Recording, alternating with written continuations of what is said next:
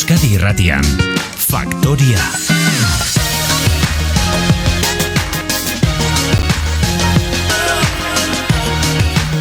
Nazioartetik datorkigun aktualitateari begiratzeko solasaldia astearteko hau. Gorka Ugalde, Italia, egunon. Opa, egunon. Zer modu zaude? Oso ondo. Bueno, zuen presidenteak, zauden herrialdeko presidenteak Giorgia Melonik eman duena zer esana, aztertuko dugu solasaldi honetan gainetik bada ere, baina eman du zer esan aste honetan, Bai, ni oraindik Italian nago eta beraz ez dut muga kontrolik igaro behar izan, baina polemika handia sortu du baita ere Italian. Gaur ezin dugu hasi solasaldi hau Kolombia aipatu gabe, azken orduetako albista da, atzo gure arratsaldea zenean Kolombian goizeko 7:00 pasa izan den lurrikara handi honi, dagoeneko eta eskuartean ditugun azken datuen arabera 122 persona hil dira gutxienez, bete-betean lurrikara joduen eskualdean, zauritutakoak ia 600 dira, desagertutakoak 100 eta esandakoa itxura guztien arabera biktima zenbaki horrek gora egiten jarraituko du datozen orduetan. Eta hau etorri da gainera Abelardo de la Espriella ultraeskuineko presidenteak bere karguaren zinekin eta oso egun gutxira ostiralean egin zuen, beraz laugarren eguna du boterean, agintean eta lehendabiziko krisi handiari aurre egin beharko dio.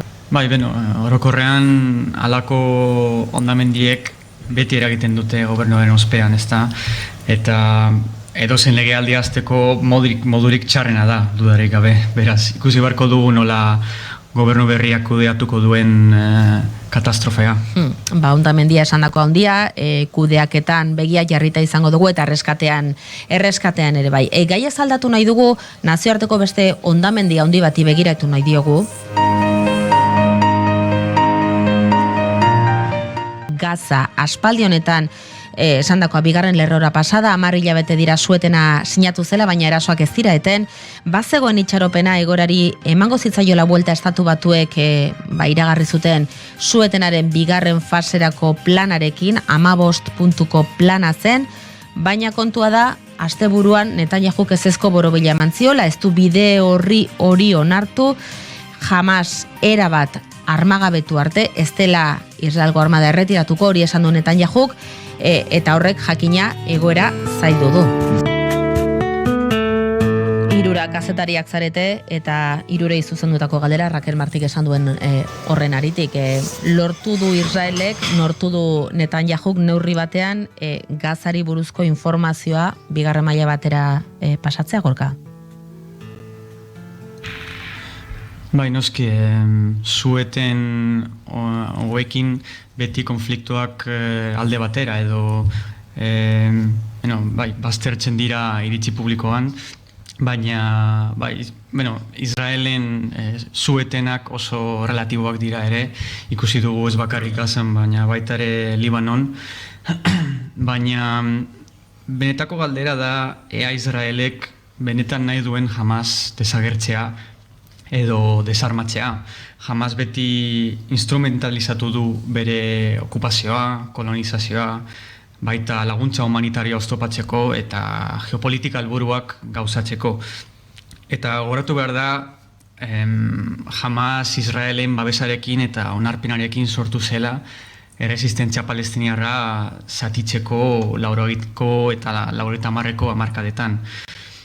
Eta orain Israelen hauteskundeetak hurbiltzen ari dira, eta bake akordio batek agian Netanyahuren irudia ahul erakutsiko luke.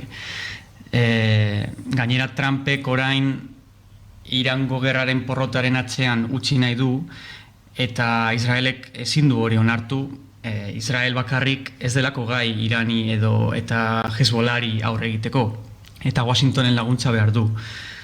Horregatik desarmerako proposamenari ez bakarrik desarmerako proposamena, baina orokorrean bake itun bat Iranekin ere uko eginez, Netanyahuk etxe zuria berriz ere ekialde hurbilera erakarri du eta modu honetan denbora irabazten du Washington gerra berpizteko konbentzitzeko.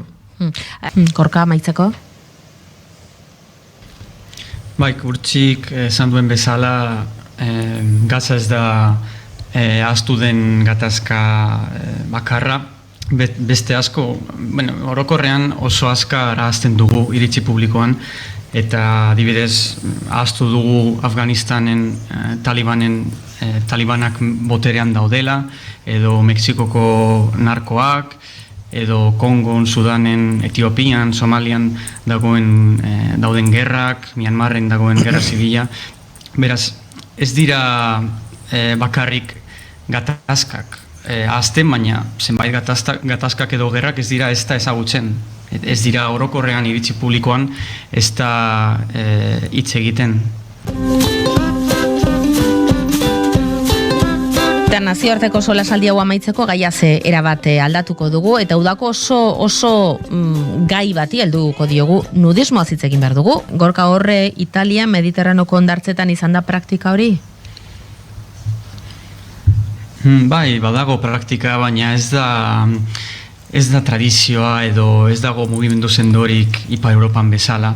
Gainera, Italian ez dago estatu mailako edo lege nazionalik nudismoari buruz, oso eredu dezentralizatua dute gai honetan, udalek eta eskualdeko gobernuek finkatzen dituzte arauak, eta gainera kontuan hartu behar dugu Italiako hondartza gehienak pribatuak direla, eta hauetan normalean debekatuta dagoela nudismoa praktikatzea. Segurazki jabeek, familiak edo bezero mota guztiak erakarri nahi dituztelako, eta nudismoa onartuz gero agian bezeroak galtzeko arriskoa lukete, ezta? Ondorioz, Italian oraindik praktika marginala eta oso kontrolatua izaten jarraitzen du.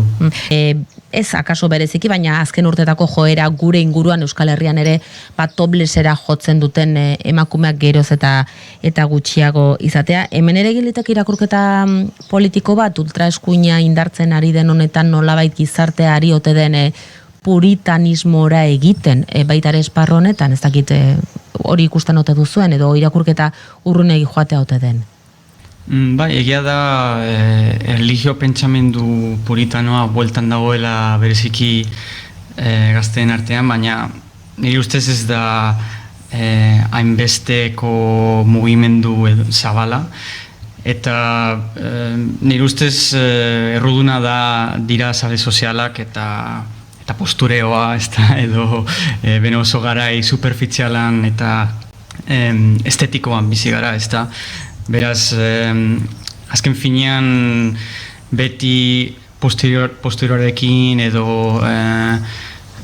estetikoan fokalizaten bazara, norberaren segurtasun falta areagotzen duzu.